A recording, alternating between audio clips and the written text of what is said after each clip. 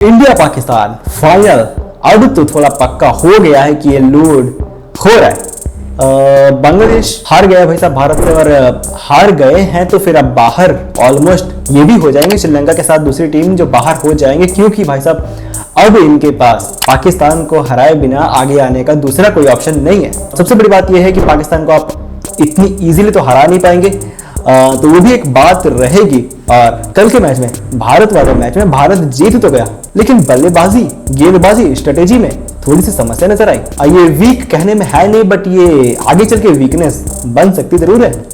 Indian test team का selection हो चुका है, जैसा हमने कहा था ऑलमोस्ट वैसा ही हुआ है। तो आज बहुत कुछ है बात करने को। टेस्ट, कल का रिव्यू, आगे का प्रीव्यू, करते हैं इनकी बात। Let's start.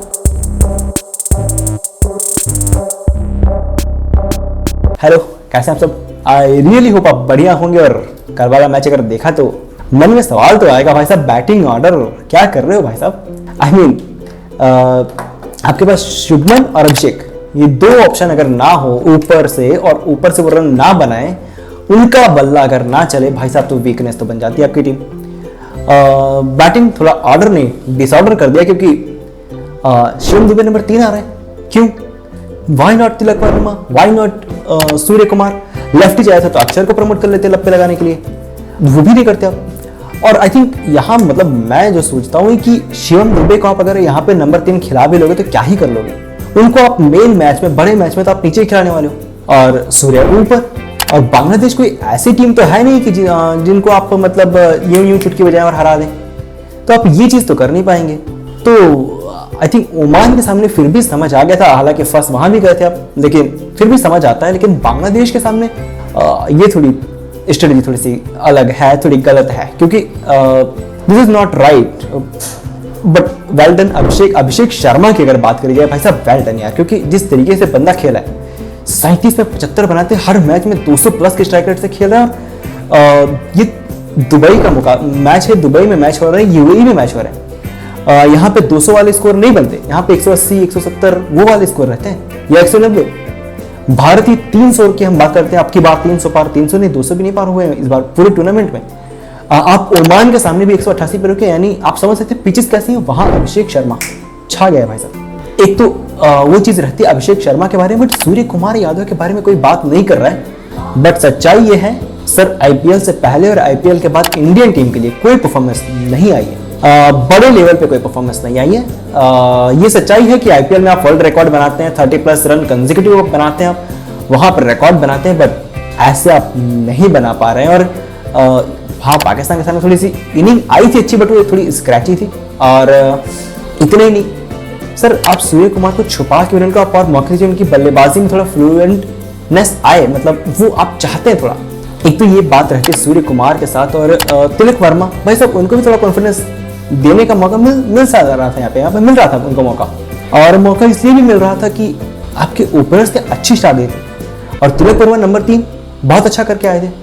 तो वहां आपने उनको फिर क्यों नहीं ट्राई कर रहे हैं, ये थोड़ा समझ के परे है। और भाई साहब बल्लेबाजी की तो बात छोड़ दीजिए, गेंदबाजी में भी एक जो बहुत बड़ा पॉइंट था कि जसप्रीत बुमराह को पावर प्ले में 3 ओवर करवाना, दैट्स नॉट आइडियल। ओके, क्योंकि आप 2 ओवर चाहते हैं, क्योंकि बाद में वो वीकनेस बन सकती है आपकी। अगर बुमराह यहाँ आप उनको आदत डाल रहे हैं कि आप 3 ही डालेंगे, तो फिर बाद में जब वो मिडिल ओवर कर रहे हैं, वो समस्या रहेगी आपकी जब बड़े मन चाहेंगे। और वहां पे आप चाहते हैं ना कि 2 ओवर करवाएं, फिर 1 ओवर पावर प्ले में आप डाल दें मिडिल ओवर में, उसके बाद एंड में 1 ओवर या 2 ओवर वहां पे रख लें। तो वो थोड़ा आपको करने का प्रयास करना चाहिए था, बट वो आपने बिल्कुल फिर नहीं किया। पर बाकी दोनों स्पिनर भाई साहब वेल डन, कुलदीप और वरुण चक्रवर्ती। एक बार बांग्लादेश अच्छी स्टार्ट ले चुका था, रोका था पहले बढ़िया, उसके बाद ले चुका था अच्छी स्टार्ट, लेकिन स्पिनर्स आते हैं स्पिन टू विन, और वरुण चक्रवर्ती हो, कुलदीप यादव भाई फंसा लिए सबको। परवेज को छोड़ दीजिए, और शेफ की बात करनी चाहिए। एक्चुअली में 2 मैच 250 वेल डन। एक तो वहां वो खेलते हैं, और उसके अलावा जो सबसे बढ़िया और जो सबसे बड़ी बात रहती है कि सर उसके बाद क्या है, जो लैक ऑफ कंसिस्टेंसी की मैंने बात करी थी, ठक ठक करके लोग आउट होते जा रहे हैं। और 2 खिलाड़ी अगर आप इनको हटा दें तो फिर बाकी की टीम टेलीफोन नंबर से लगता है, क्योंकि स्कोर कार्ड जो है मतलब एकदम चला ही नहीं फिर आगे। एक तो ये रहती है। लेकिन अगर आप बांग्लादेश के बारे में बात करेंगे तो भाई साहब एक चीज जो आप बहुत गड़बड़ कर रहे हैं कि रिशाद हुसैन को पहला आप चौथा ओवर पूरा नहीं करवाते, 3 ही ओवर डाल पाते हो, दैट्स पॉइंट 1। और जो दूसरा रहता है रिशाद हुसैन को अपने मौके कितने दिए भाई साहब। ऐसी बहुत रेयर क्वालिटी, बहुत कम खिलाड़ी हैं कि जो आपके टीम में, आप बांग्लादेश के अब तक के करियर में ऐसे क्वालिटी वाले प्लेयर्स नहीं आए हैं। और जब ये नहीं आए हैं तो फिर जो आए हैं उनको आप बेस्ट यूज कीजिए।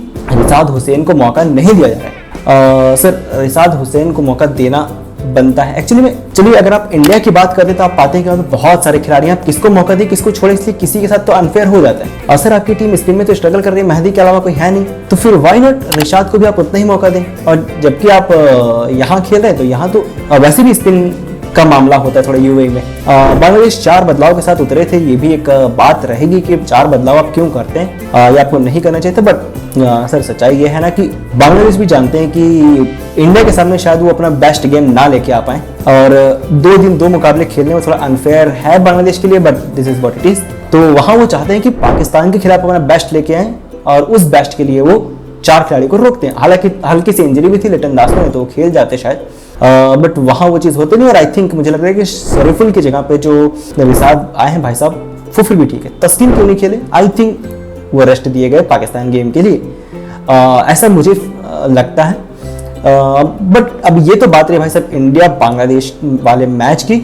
अब यहाँ से तो एक चीज क्लियर हो गया कि भाई पाकिस्तान को हराओ और आगे आने का मौका बनाओ, अदरवाइज तो पाकिस्तान और इंडिया का फाइनल आ रहा है। बट इंडियन टीम ये एशिया कप के बाद जो वेस्ट इंडीज का टूर है ना, मतलब वेस्ट इंडीज आ रहे हैं भारत, वहां पे जो 2 मैचों की श्रृंखला है उसके लिए टेस्ट टीम का अनाउंसमेंट हो चुका है। और जो सबसे बड़ी न्यूज, सबसे बड़ी बात है, जसप्रीत बुमराह वहां पे अवेलेबल है।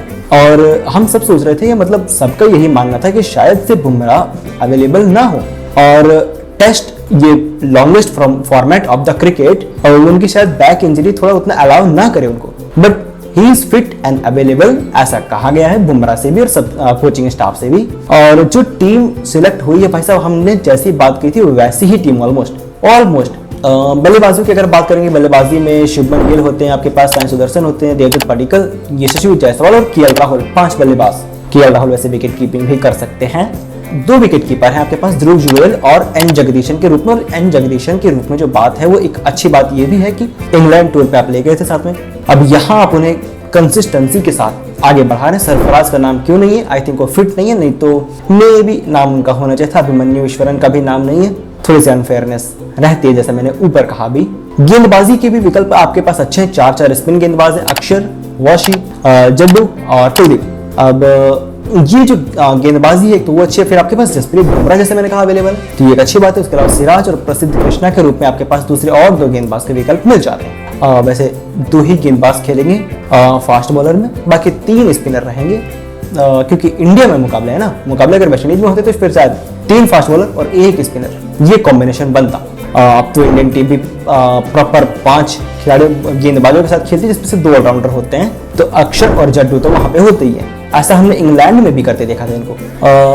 एक तो चीज ये रहती है, और दूसरी चीज जो ये है कि भारत के लिए बहुत स्ट्रेंथफुल जो है वो टीम तो है ही, स्ट्रेंथफुल कंडीशन भी है, क्योंकि पहला मुकाबला अहमदाबाद में है, और अहमदाबाद में जड्डू अक्षर दोनों का तो होम ग्राउंड है, बट शुभमन गिल भाई साहब तगड़ा खेलते हैं इधर। मतलब आंकड़े देखिए शुभमन गिल के नरेंद्र मोदी स्टेडियम में, कमाल के आंकड़े। उसके अलावा टीम जो है वो उसके बाद जाएगी दिल्ली में फिर से कुलदीप यादव आईपीएल वहीं से खेल रहे थे काफी समय से, और अभी भी खेलते हैं।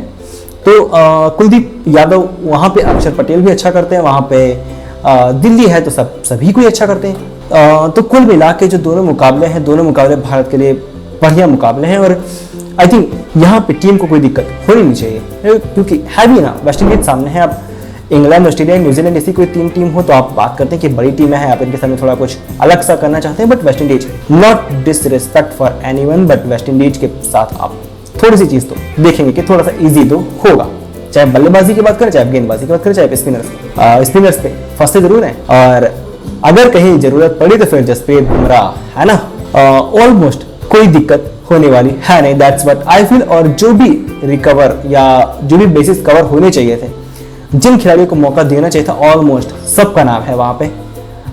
कुछ खिलाड़ी फिट नहीं है, और बाकी श्रेयस अय्यर नाम वहां पे होना चाहिए था, बट श्रेयस अय्यर ने खुद कह दिया भाई साहब कि मुझे कंसिडर मत करो, तो अब क्या ही कर सकते हैं। बाकी सारी चीजें अपनी जगह पे एकदम परफेक्ट है, दैट्स व्हाट आई फील।